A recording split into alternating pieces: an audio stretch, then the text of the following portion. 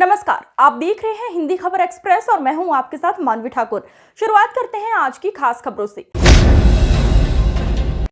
बद्रीनाथ के मंगलौर विधानसभा से उपचुनाव में कांग्रेस की हुई जीत को लेकर आज अयोध्या में भी कांग्रेसियों ने जश्न मनाया। शहर के कमला नेहरू भवन कांग्रेस पार्टी कार्यालय पर एक दूसरे को मिठाई खिलाकर कांग्रेसियों ने जश्न मनाया। इस दौरान कांग्रेस जिलाध्यक्ष अखिलेश यादव ने कहा कि नफरत की राजनीति करने वाले पर्दाफाश हो गया है। पहले मर्यादा पुरुषोत्तम भगवान राम की नगरी से मिला था आशीर्वाद और भगवान विष्णु ने बद्रीनाथ में दिया था आशीर्वाद। झूठ की राजनीति करने वाले का पर्दाफाश हो गया है। प्रभु श्री राम ने इंडिया गठबंधन को आशीर्वाद देकर अयोध्या के साथ साथ बद्रीनाथ सीट भी कांग्रेस की झोली में डाल दी। बद्री विशाल ने अपना आशीर्वाद कांग्रेस को दिया है। अब नफरत की राजनीति और झूठ की राजनीति नहीं चलेगी। 13 सीटों में 10 सीट कांग्रेस को मिली है। भाजपा की नफरत की राजनीति का सफाया हो गया है। आम जनमानस ने तय कर लिया है, नफरत की राजनीति नहीं चलेगी। अयोध्या में भगवान राम ने आशीर्वाद दिया तो भगवान विष्णु ने बद्री विशाल की धरती पर आशीर्वाद दिया है। इससे अब साफ जाहिर है भाजपा का सफाया होना तय है। इस अवसर पर महानगर अध्यक्ष वीर सिंह कमल, पीसीसी सदस्य राजेंद्र प्रताप सिंह, जिला प्रवक्ता सुनील कृष्ण, गौतम राम, अवध अनुसूचित जाति जिला अध्यक्ष रामसागर रावत, अल्पसंख्यक अध्यक्ष मोहम्मद आमिर, मोहम्मद हकीम मौजूद रहे। देश में जो उपचुनाव हुए उसमें इंडिया गठबंधन की ऐतिहासिक जीत को लेकर आज हम कांग्रेस जन यहाँ पे कांग्रेस कार्यालय पर मिष्ठान वितरण करके आम लोगों में खुशी मना रहे थे। भगवान हो जिसके साथ, जीते वही अयोध्या, जीते वही बद्रीनाथ, यह प्रभु की कृपा है। और प्रभु नेक और सच्चे लोगों के साथ हमेशा रहते हैं और वो आज साबित हुआ। ईश्वर किसी दल के नहीं, ईश्वर को मानने वाला हर व्यक्ति है। भाजपा उसको राजनीतिकरण करती है, वो भाजपा जाने। हम लोग भक्त हैं प्रभु के, उनको लेके राजनीति नहीं करते। तो भाजपा जो करती है वो जाने। हम लोगों का कारण क्या है? जिस तरीके से पूरे देश में आपने देखा नफरत की राजनीति करने वालों का, और नफरत की राजनीति करने वाले इस मर्यादा पुरुषोत्तम प्रभु श्री रामचंद्र जी की धरती से, जिन्होंने झूठ की राजनीति उनके नाम को वोट के नाम और नोट के नाम पे इस्तेमाल किया, उन्हें अयोध्या वासियों ने और प्रभु श्री राम ने अपना आशीर्वाद दे करके इंडिया गठबंधन को एक बड़ी जीत दे करके उनको एक जवाब देने का काम किया। ये नफरत की राजनीति और झूठ की राजनीति नहीं चलेगी।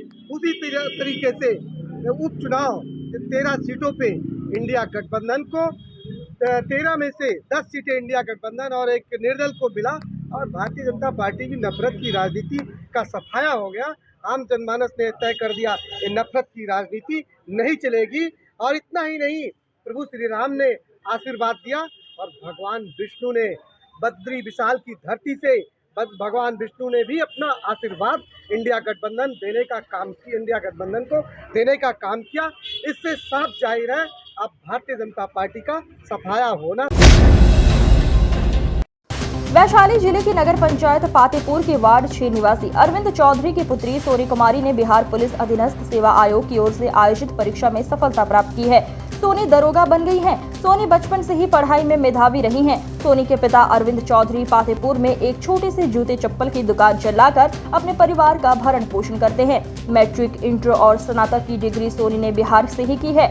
बिहार बोर्ड से मैट्रिक की परीक्षा 64% अंकों से उत्तीर्ण होने के उपरांत सोनी ने इंटर की परीक्षा बिहार बोर्ड से 63% अंकों से उत्तीर्ण हुई है। उसके बाद बिहार के ही मिथिला विश्वविद्यालय से हिस्ट्री ऑनर्स में 63% अंकों के साथ स्नातक उत्तीर्ण किया। सोनी एकेडमिक छात्रा है और प्रतियोगिता परीक्षा की तैयारी के लिए खुद ही सेल्फ स्टडी कर दरोगा की परीक्षा पास कर गांव के साथ पातेपुर की धरती को भी गौरवान्वित किया है। सोनी की इस उपलब्धि पर एसआरसी हाई स्कूल के प्राचार्य श्याम प्रसाद सिंह, रवि रंजन, उप मुख्य पार्षद नगर पंचायत पातेपुर, कर्नल सर, कृष्णा कुमार समेत ग्रामीणों ने काफी हर्ष जताया है। आपको बता दें, सोनी 4 भाई बहनों में दूसरे नंबर पर है। सोनी के बड़े भाई दीपक का भी गत वर्ष दरोगा में चयन हुआ था। अपने बड़े भाई को दरोगा में चयन होते देख उसी से मोटिवेट होकर सोनी ने पुलिस में जाने का मन बनाया था।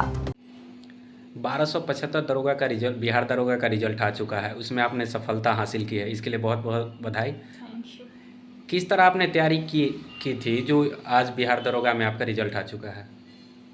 मैं एक्चुअली में बीपीएससी के लिए करती थी, लेकिन दरोगा का प्री निकला तो मेंस के लिए तैयारी करने लगी तो हो गया इस बार मेरा।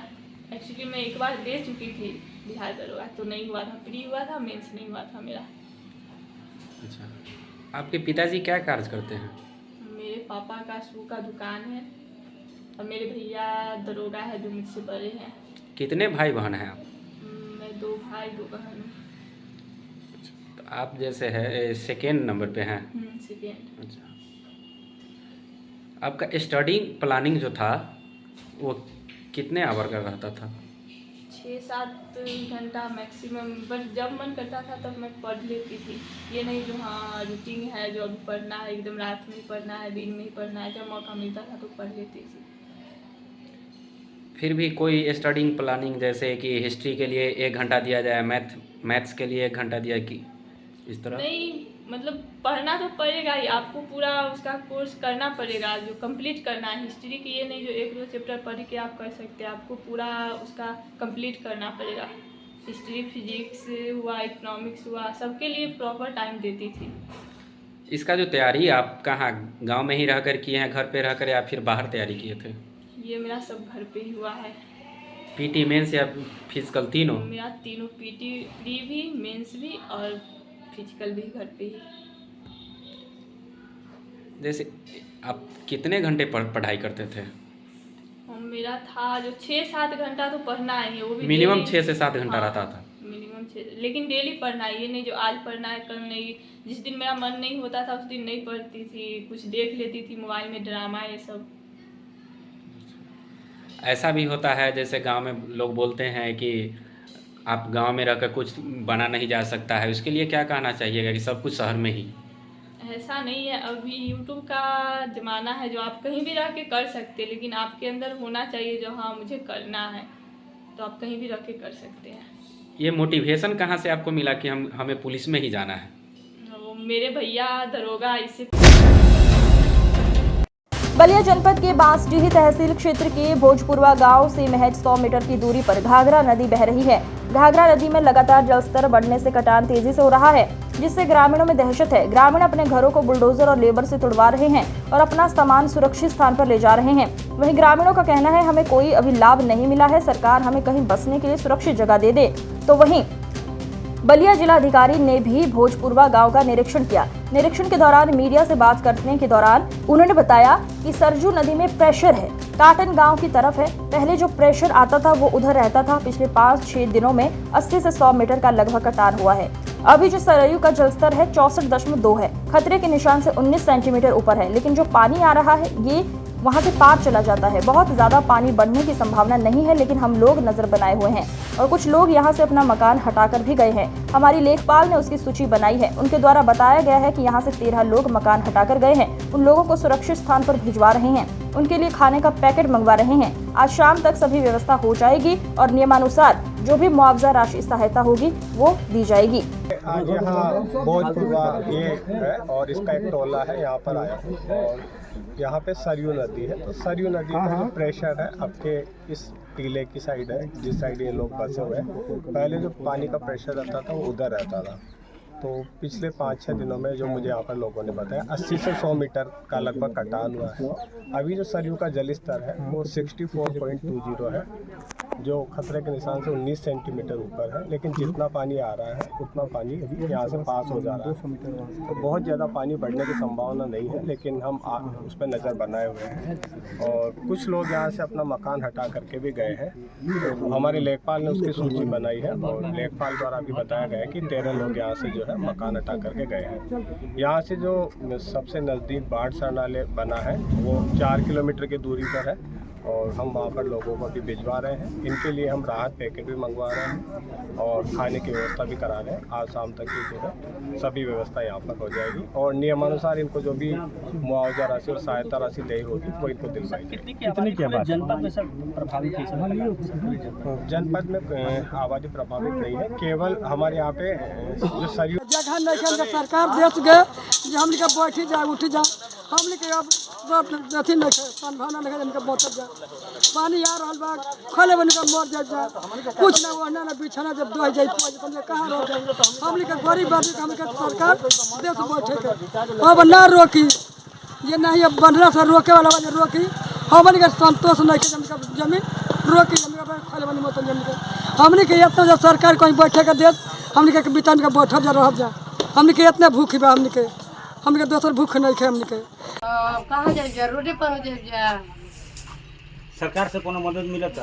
अभी कहाँ मिल रहा था मदद सरकार के कहीं लो कि सरकार लो मदद दी लो के जगह जमीन दी लो हमने के रहे के। कितना दिन से यहाँ रुआ सब रहनी है? इजा से तो इजा बहुत दिन से 100 बरिस ले होइए गए जा रहा था। कितना आपके परिवार में कितने लोग हैं? 40 आदमी बा हमारे परिवार में। कहाँ जाएंगे अब 40 आदमी? कहाँ जाए बांधे पर रह जाते नहीं हो झोपड़ी झोपड़ा डाल के।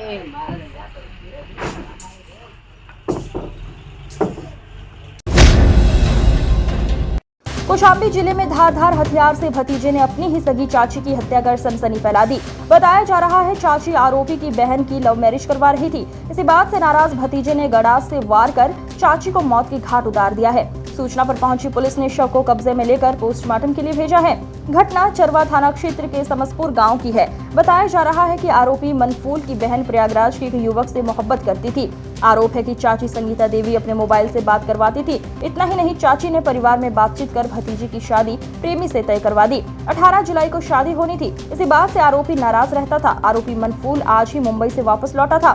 शाम को चाची घर के बाहर मवेशियों के लिए चारा काट रही थी। तभी भतीजा मनफूल आया और गड़ास से चाची की गर्दन पर वार कर मौत की घाट उतार दिया, जिससे चाची की मौके पर ही दर्दनाक मौत हो गई। बताया जा रहा है कि हत्याकांड को अंजाम देकर आरोपी गड़ास के साथ थाने पहुंचा। खून से सना गड़ास देखकर पुलिस दंग रह गई। आरोपी के बताए स्थान पर पहुंचकर पुलिस ने शव को कब्जे में लिया और लिखा पढ़ी कर पोस्टमार्टम के लिए भेज दिया। हत्याकांड से पूरे इलाके में दहशत का माहौल है। नाम कहे लगाओ तो हम जानू नहीं पाओ भाई। सुबेरे हमसे गए तो हम खुद दौड़ के गवा कि तुम्हारे रिश्तेदार ऐसू करे है, तोरे रिश्तेदार के नंबर में है। तो हम भाग के गवा, उनसे कहा तू बेचार कहा ठीक है हमको को नहीं पता हम करे दिए। तो हमार भतीज बड़ा वाला रहा कहा ठीक है वो कह के करा शादी करवा दी थी हम। तो शादी करवा के 18 तारीख की शादी मनाए रहे और वो भतीज हमार कहे मैं आई हूँ तो काट दी हूँ। तो हमार बड़को भतीज कहे कि कुछ न करे अब शादी करवा दे कुछ न हो चाचा क्यों बदलामी ना हो। और हमका लड़की के भागे के बारे में एक पैसा दो परानी का नहीं पता भाई। आज साहब क्या है पूरा मामला, ऐसा हुआ क्यों? जो मेरी बहन बात करती थी जो चाची उसको भगवा दी है उसकी वजह से हुआ है। किसने हत्या किया है? मेरा भाई। क्या नाम है आपके भाई का? मनफूल गौतम। आपका क्या नाम है? रितिका गौतम।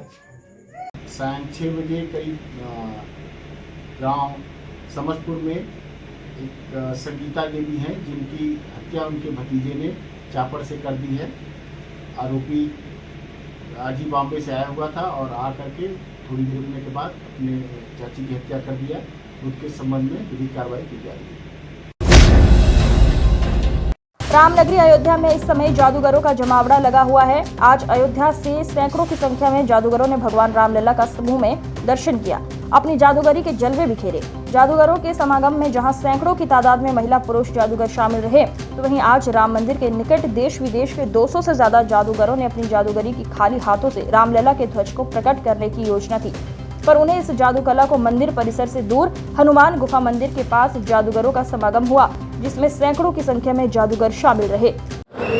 आज हम लोग रामलला के दर्शन करने जा रहे हैं और हम लोगों को बड़ी उम्मीद थी। हम लोग सालों साल इंतजार कर रहे थे कि कब हम रामलला के दर्शन करें। तो आज मेरा सौभाग्य है कि हमें रामलला के दर्शन करने को आज मौका मिला।